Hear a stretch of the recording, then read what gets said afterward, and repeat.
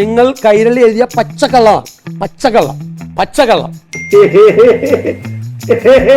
ഒന്ന് രാഹുൽ ഗാന്ധി ഇടപെട്ട് കർണാടക ഗവൺമെന്റിനെ കൊണ്ട് ചെയ്യിപ്പിച്ച 100 വീടുകളുടെ പണം കൈമാറി.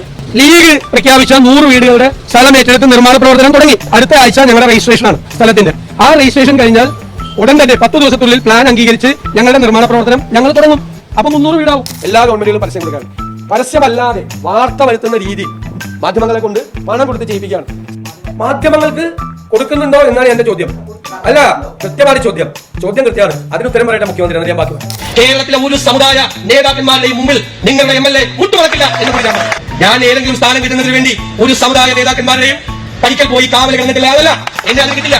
ഇവിടെ കഴിഞ്ഞ തെരഞ്ഞെടുപ്പിന് ഈ തിണ്ണാൽ ഇവിടെ വന്ന് ഞാൻ കസേരയിൽ അവിടെ ഇല്ല, കസേരയുടെ അടുത്ത് നിന്ന് ഇത് NSSന്റെ സെക്രട്ടറിയാണ്, അദ്ദേഹം ഉണ്ടായിരുന്ന ആളെ കഴിഞ്ഞ തെരഞ്ഞെടുപ്പിന് തിണ്ണാലിൽ ഇറങ്ങിയില്ല. ഇവിടെ 1.5 മണിക്കൂർ ഇരുന്നു. എന്നിട്ടാണ് അങ്ങോട്ട് ഇറങ്ങി തിണ്ണ ഇറങ്ങിയതെന്ന് പറയുന്നത്. ഞങ്ങൾ പറഞ്ഞത് 4 വോട്ടിന് വേണ്ടി ഒരു വർഗീയവാദിയുടെയും തിണ്ണനിറങ്ങാൻ UDF പോകില്ല. ആർക്കശം എന്ന നിലപാടാണ് സ്വീകരിച്ചത്. അവരുടെ വോട്ട് വേണ്ട എന്നുള്ള പ്രഖ്യാപനം വരെ ഞങ്ങൾ നടത്തി. BJPയുടെ വോട്ട് കിട്ടിയിട്ടുണ്ട്.